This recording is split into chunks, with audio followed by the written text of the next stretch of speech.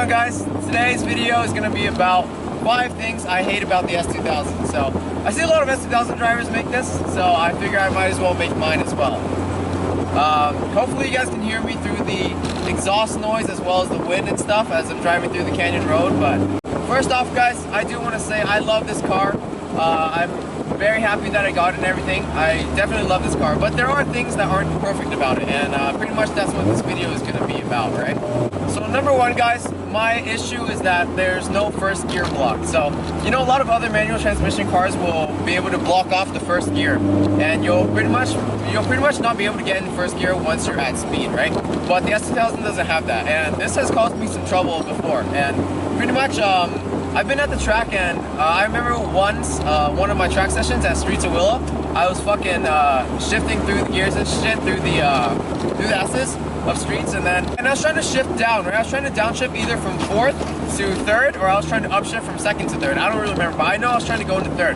But it was through a curve and everything, through one of the turns, and because of that, I fucking, you know, the torque forces and everything had me kind of pulled, and then I ended up shifting into 1st, and it just fucking slid right into 1st, right? Then I heard bum bum bum bum bum, and I was like, oh shit, thought I blew my head. But I had an 04, 05, I had an 04, so because of that, the head on the 04 S2000s is the strongest one. It's the 04 S2000s are arguably the most reliable ones. They're very unlikely to blow up. So even though I shifted from whatever into 1st at speed, I didn't blow my shit up. And but it is annoying, and it could be a problem. And I actually did it fucking twice in that lap, but luckily my shit didn't blow up.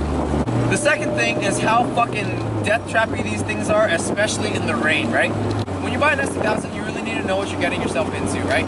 They are rear-wheel drive, and they're notorious for snap oversteer, so they are pretty death trappy, and you know, you got to know that when you're buying it. But it's pretty wild how many people crash this thing in the rain, and I'm very lucky and very grateful that I have a daily driver, because I never drive this thing in the rain, right? Literally, I've driven this thing in the rain, and just changing lanes on the freeway below speed limit, my shit fucking started hydroplaning and skidding around. I was like, oh my fucking god. Just changing lanes, you know? And like, I was on the stock setup at the time, completely stock tires, and I was going like fucking 50 miles, and of course the freeway speed limit is 65, and I was just trying to change lanes, but went over one of the fucking lights on the freeway, I guess, one of the reflectors, and just fucking in the rain, and the car just started sliding, and it's pretty sketchy, you know? So that's definitely one thing, how sketchy they are in the rain. Number 3, guys, is the cup holders. Cup holders are fucking absolute shit, right? The AP1's cup holders are way worse. I have an AP2, so I have 2 cup holders, but they're still really bad. But the AP1's are just awful. Like, the cup holders here are just shitty. They're really crappy at holding things. They can only hold tiny little cups. If you're trying to get a big gulp at 7-Eleven, good fucking luck, you're not gonna be able to fit it in here. And they're just really in a shitty spot for the shifter. Like, when you're driving and you have a cup in here, your shifting is just gonna feel so annoying and awkward, and you're just gonna have to shift around it, and that just kind of sucks, you know? So that's one thing. Another thing, guys, number 4, is that there is no glove box, right? So you have this little thing right here that I guess, you know, and then there's the secret compartment up here. But those are pretty shitty compared to an actual glove box. You can't really fit a lot of things, and the spacing of it is very awkward, right? I don't know, a real glove box right here, like at the bottom here, would have been much more useful, but Honda decided that, you know, fuck a glove box, even though it wouldn't really do anything to the interior or take away from the driver experience. But that's another thing. It's just like, I guess they just kind of have a lot of funny interior things about this car, right? So number 5, guys, is that you can't fit low offset wheels, and this really limits your wheel choices, right?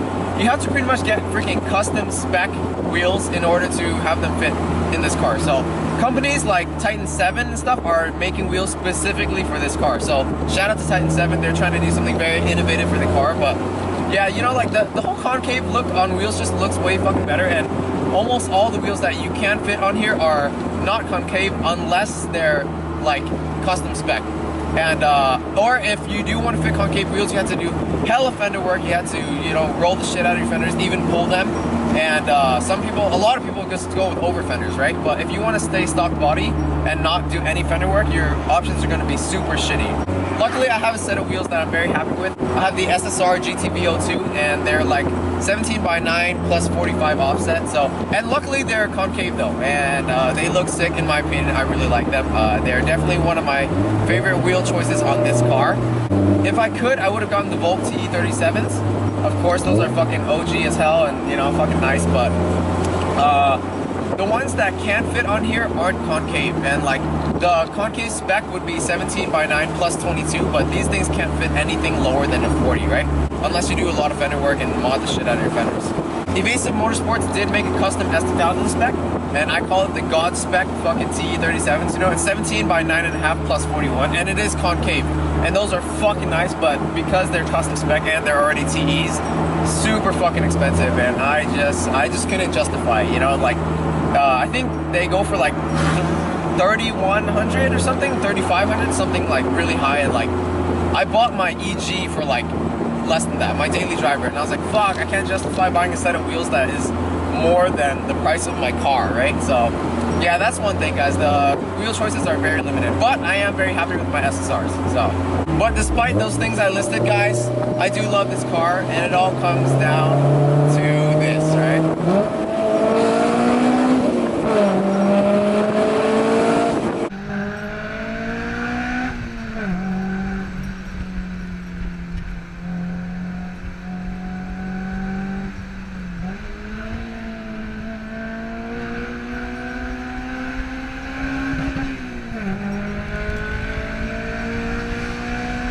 Alright, that's the video, guys. Thank you so much for watching.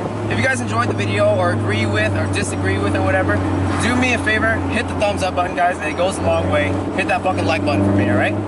If you guys feel like it, you know the drill. Subscribe, comment, all that good stuff, alright? And I'll see you guys in the next one. Thank you so much for watching.